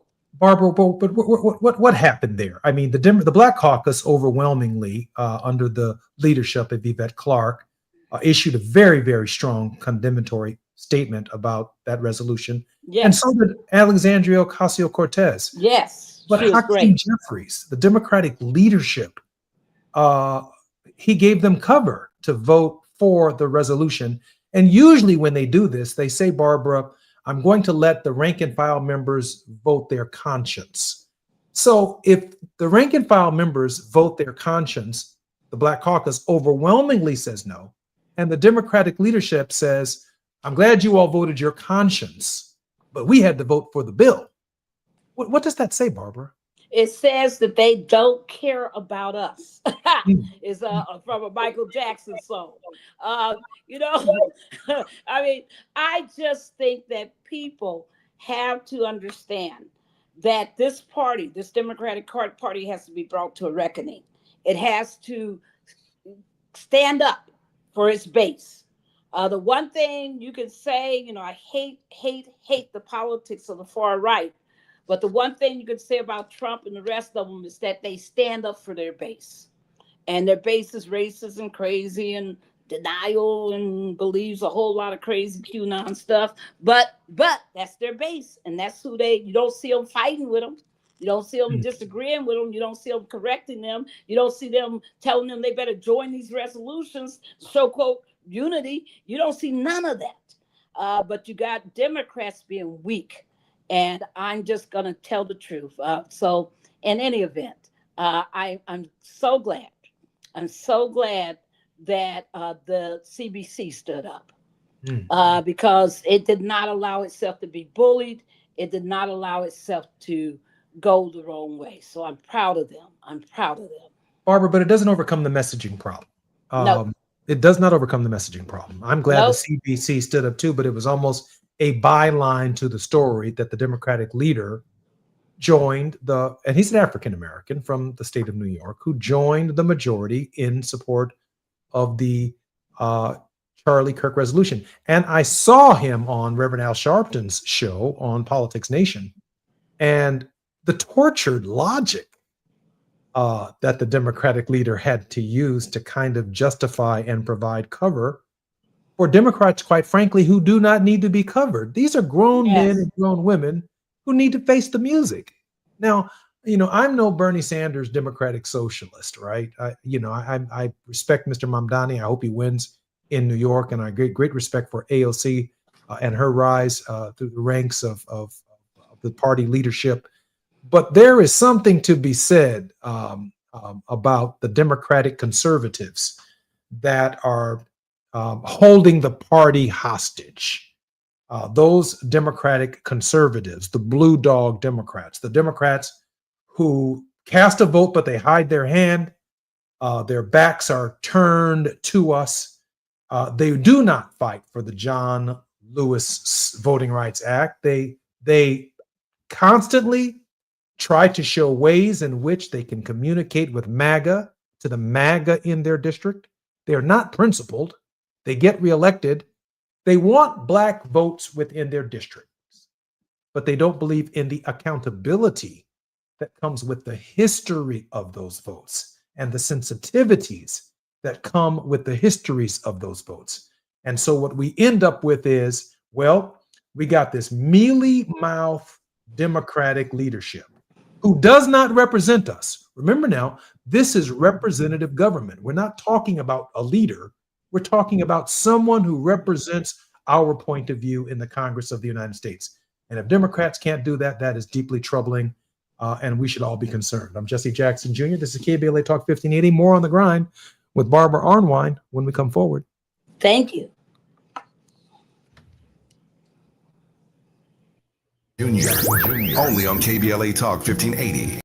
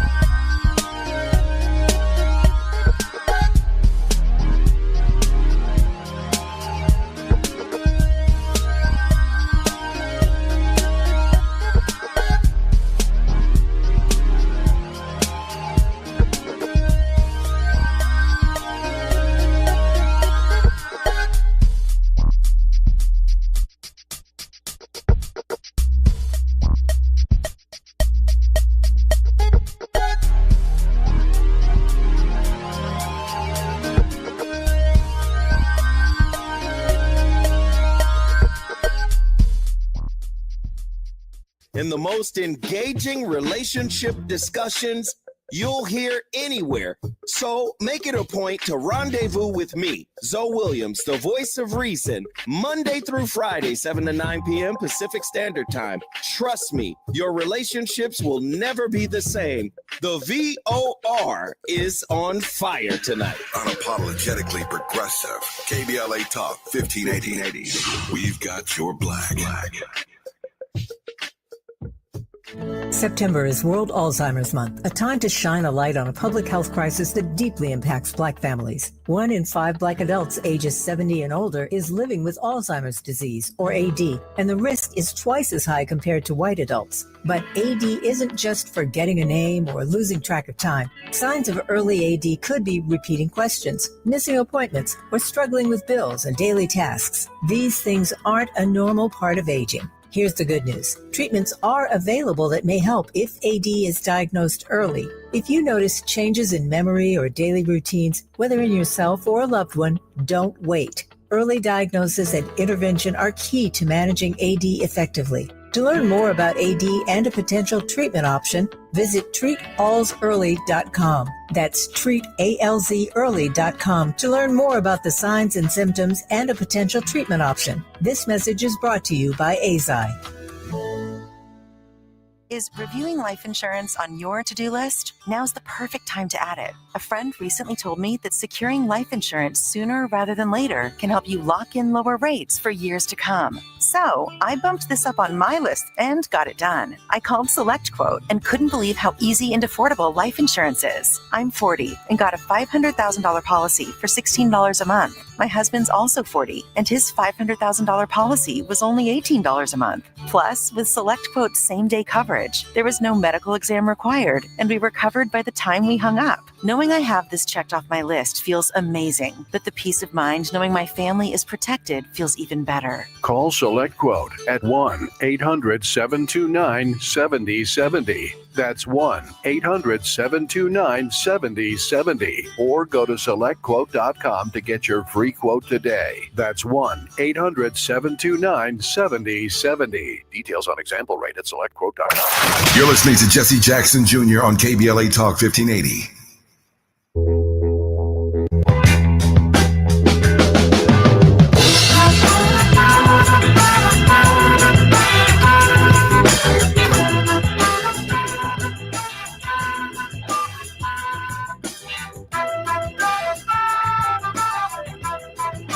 Jesse, welcome forward to the show. It's Tenacious Tuesdays on KBLA Talk 1580. We're on the grind with the president of the Transformative Justice Coalition, Dr. Attorney Barbara Arnwine. Barbara, welcome forward to the Jesse Jackson Jr. Show. Great to be here. Hi, LA. Hi, Nation. Live. Barbara, that's right. You know, I'm about to say something that I think is probably going to get me run off the radio, but since the past is always prologue, now we have to go back and we keep going back, and Trump wants to make America great again in another direction. But on KBLA, we're always coming forward. Let me just say this, because I'm reflecting upon my dad and what he did in 1984. Now, this is the controversial part. We need somebody black to run for president. It sounds controversial, but I did not say Barack Obama. I did not say Kamala Harris. I did not say, I say somebody like what I experienced, what Tavis experienced, what I experienced with my dad, which was different. Dad registered black college campuses to vote. Yeah. Dad spoke in black churches. Dad went to majority, minority congressional districts and registered people to vote. He let the Democratic Party run on their polls, run on their nonsense. Dad's over here milking cows.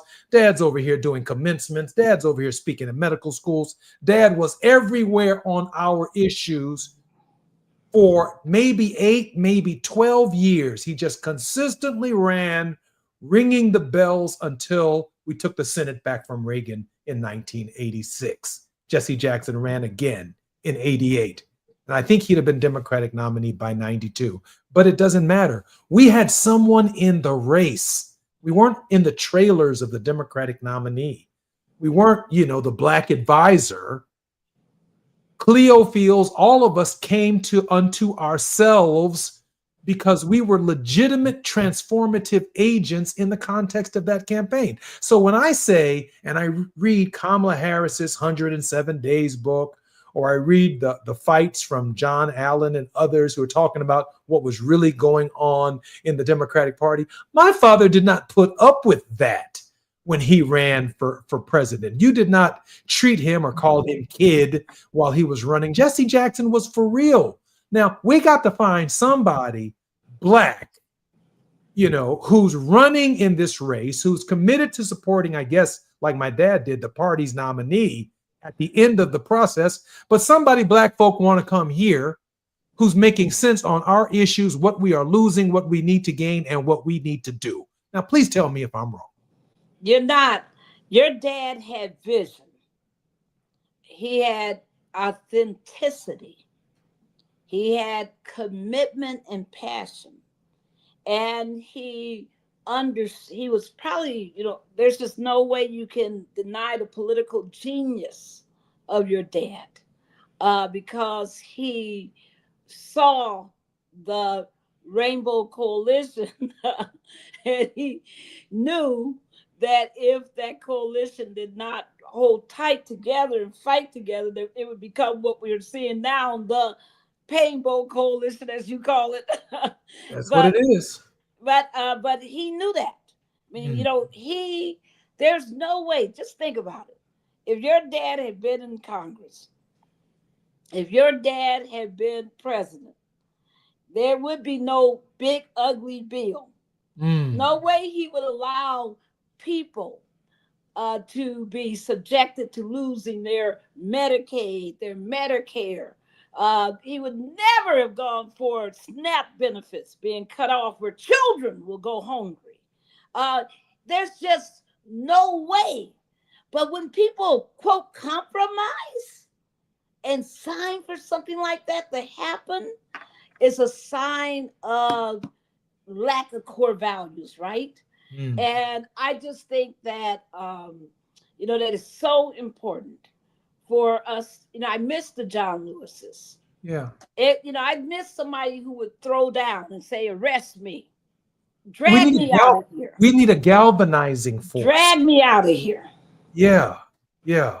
A galvanizing presence. Yes. Matters in this process. Trying to get somebody else trying to get, let's just say, Governor Newsom to say something we want him to say, trying to get in his speech to say something that might touch Black voters. No, we wrote the whole speech when Jesse delivered it. Exactly. We spoke for all of the people who supported those campaigns. And we weren't fighting for just a position. We were the position. And you weren't looking at what does the poll say is safe to do. You were looking, he was driven by vision. So, and when you're driven by vision, you teach people to have a spine. You teach them to ratchet it up bit by bit, to be able to stand taller and to understand what's going on. When you don't preach the truth and all you do is talk in this moment about, what you think is safe to say, popular to say, that the polls tell you people might like. Listen, if you got a poll-driven life, you are in trouble. You are in trouble. Trouble. That's not leadership. Leadership, one thing, I went to Rockwood, which is a leadership program for social justice leaders. And they taught us the different forms of leadership. And it was really important, to understand positional leadership, which is what we see in Schumer and a whole lot of other people, positional leadership. That doesn't mean that you have vision. They taught us, about, situational leadership, when people inherit, jobs and positions and end up acting and all the rest of it. But one of the things that they really taught us hard was that if you're going to be a leader, you got to be driven by vision. And if you're not, then probably you're in the wrong job. You know, probably you got to think about, are you in the wrong job? But people want to be this and that so that they can puff the chest out. Come on, Jesse, you see them puff the chest out. Have, you know, people got to call them the honorable. You know, they're in it for their self-aggrandizement. That's wrong. My dad didn't care about that. No, because my dad didn't care about that. Because he knew where the power was. My dad ended up at a soul food restaurant after the show. He was not much on finger food and hors d'oeuvres, hors d'oeuvres, whatever y'all want to call them. My dad needed a piece of fried chicken at the end of the day, and some lemonade, and he was good to go. And that was it, man. I mean, well, let me say to people, you know, it's very frustrating, but let me tell you a couple of things I need you to do. I need you to get out there. If you are in North Carolina, if you're in the mighty state of Georgia right now, if you're in the mighty state of, Arizona, if you haven't voted today, you made a big mistake. I need you out there to vote now while your polls are still open, because they are. That's right. Vote today. There are some pretty bold and good people on those ballots. I need you to put them in office, because the more of them we get, the better we're going to be. So we need some of these new leaders to come in. I had the glory and the blessing of spending time last, with the Congressional Progressive Caucus. And I must say, those young leaders really inspired me. Yes. And it's not like people are just loving on them. They hate, they get their share of resistance. I'm sorry. Barbara, when we come forward, we're going to talk about these new leaders, and we're going to talk about the resistance and what you witnessed at that event. I'm Jesse Jackson Jr. This is KBLA Talk 15. More on the grind with Barbara Arnold. While you're stuck in traffic, we can at least bring you up to speed on the news of the day. You're listening to Jesse Jackson Jr. only on KBLA Talk 1580.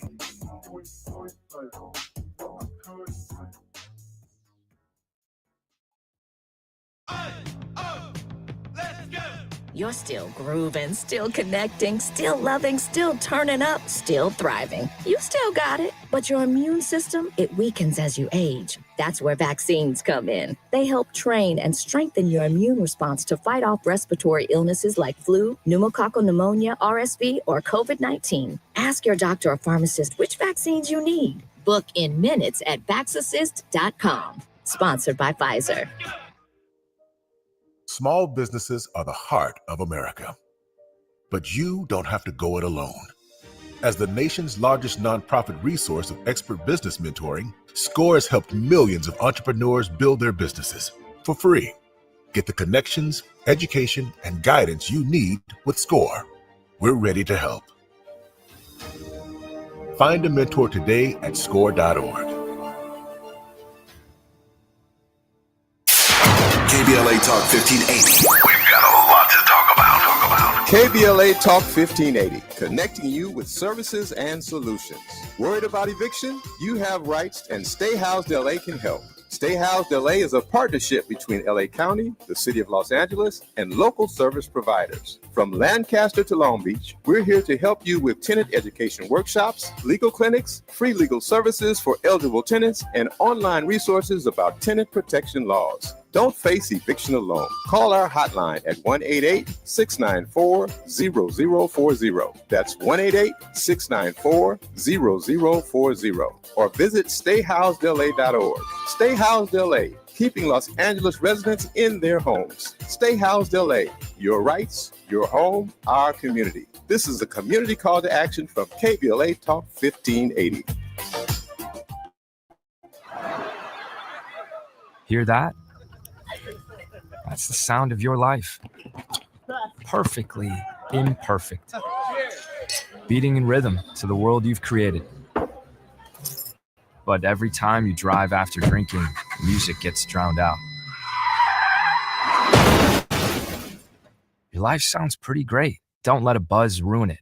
Buzz driving is drunk driving. Don't drive buzzed. A message from NHTSA and the Ad Council. Financial Group is not a law firm. Hi, I'm Chuck McDowell, the timeshare cancellation guy. In 2011, I founded Wesley Financial Group with one goal in mind: to help honest folks out of their timeshares permanently. Today, I run Wesley with my two sons, a real family business, treating every client and every employee like we'd want our own family treated. That philosophy has helped us grow into the largest, most trusted timeshare cancellation company in the United States. Fortune magazine even recognized us as one of the best places to work. Why? Because we genuinely care. In fact, some of our former clients were so moved by their experience working with us, they joined our team so they could help others to timeshare freedom. If you're stuck in a timeshare, give us a call. Let our family help your family. Call Wesley now for your free timeshare exit kit. 800-687-7979. That's 800-687-7979. 800-687-7979. Now back to more of Jesse Jackson Jr. on KBLA Talk 1580.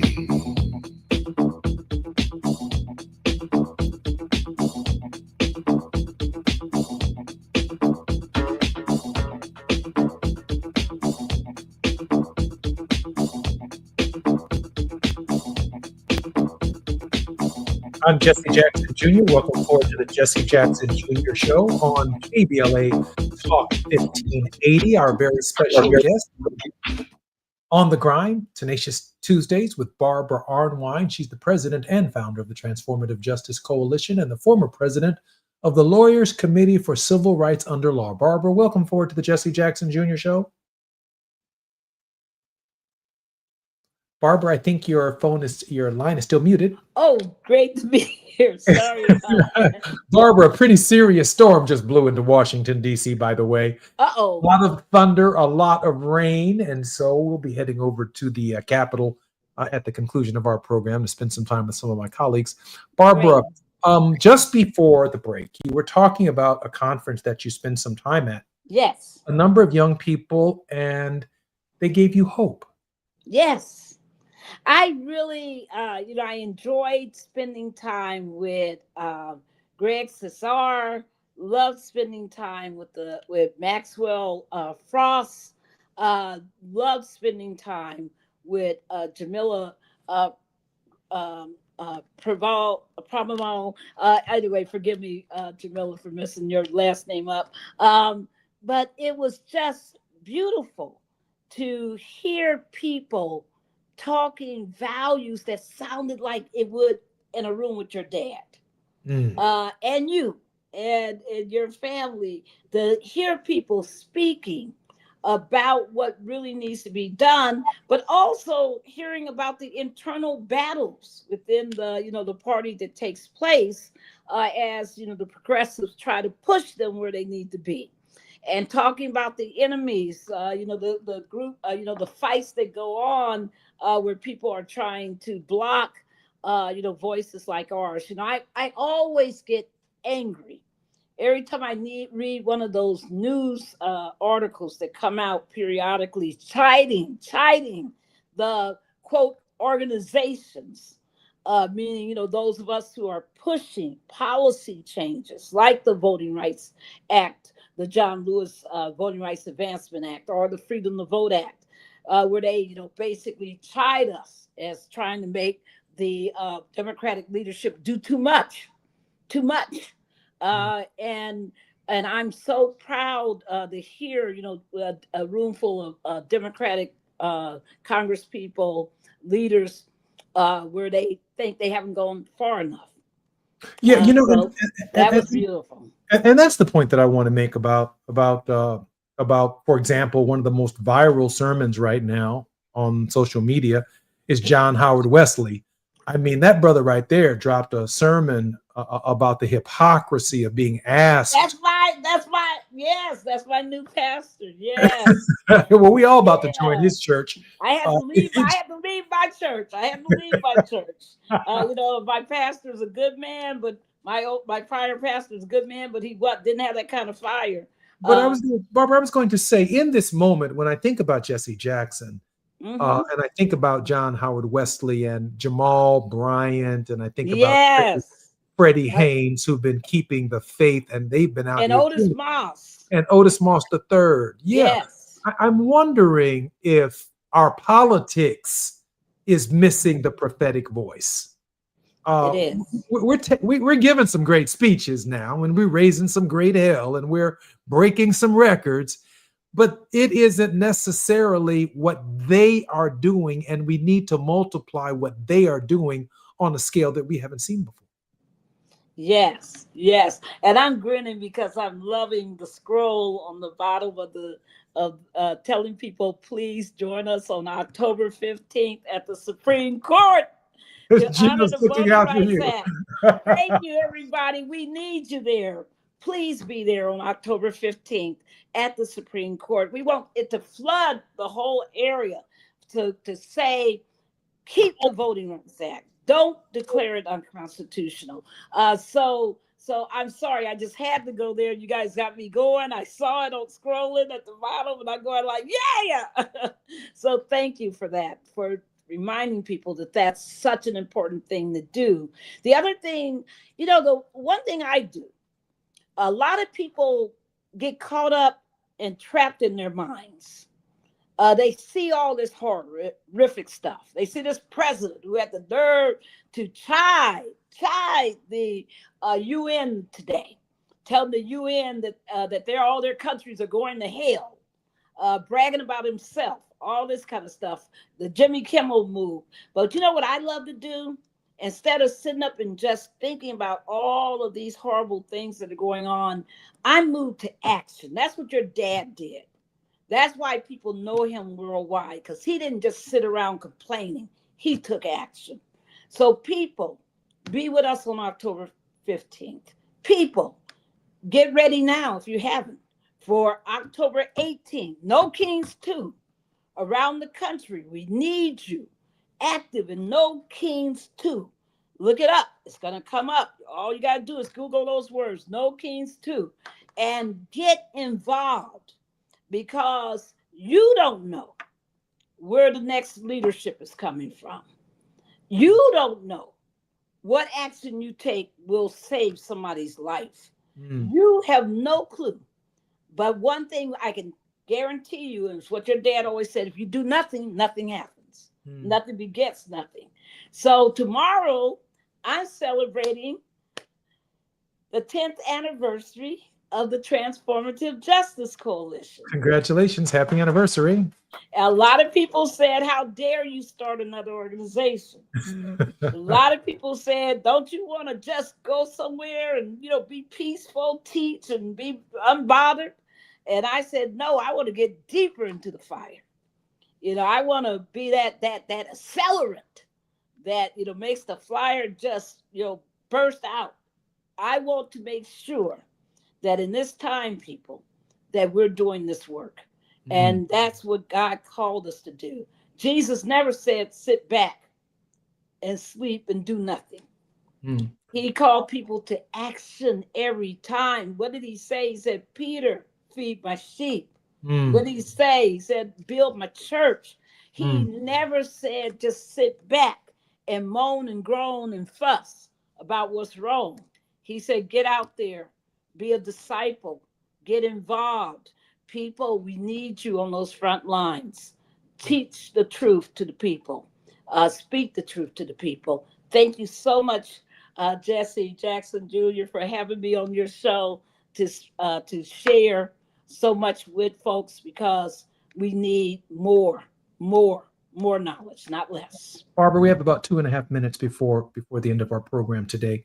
How important, against your lifetime, are the midterms in 2026? Crucial. They're crucial. In fact, guess what I've been doing? I told you about being at the CBC meeting, but what I've also been doing is talking with organizers on the ground in Virginia and in New Jersey. Major statewide elections coming up, gubernatorial and mayoral and House, Senate, State House, Senate seats. We need for people now to make sure that on November 4th, they're voting. There are something like 2,000 elections on November 4th around this country. But the big ones are, of course, in Virginia and in New Jersey. But there are others, and I don't want to, downplay them. So we need people to be paying attention and getting ready, because TJC is ready to roll. We're ready to do what we got to do on the ground. We're going to be on the ground in those states, helping voters, making sure we GOTV, get out the vote. No 19 million people sitting at home like they did in 2024. It's time for a new paradigm, people. But I know you're saying, yes, Barbara, and there's time for new leadership. Yes, let's vote them in. Let's put forth new leaders. Let's run them for office. Let's put them into office. Let's take our country to where it was headed before all this MAGA madness. Let's take it towards the truly great multiracial representative government it must become. Barbara, I'm so grateful that we're on the grind with you every Tuesday. You make it. You're kind enough to have me on. Thank you. I'm hoping at some point in time in the not too distant future, lawyers who can hear our voices, we're going to have to organize them to protect the vote in 2026. And ready for it. The Transformative Justice Coalition is going to be a key player in the precinct by precinct organizing of our legal community to make the contribution that we need them to make to protect our right to vote. Barbara, thank you once again. I'm Jesse Jackson Jr. You've been listening to the Jesse Jackson Jr. Show on KBLA Talk 1580. We are in Washington, D.C. for the Congressional Black Caucus weekend, and very soon, Emmanuel Cleaver will be our very special guest. I'm Jesse Jackson Jr. Until tomorrow.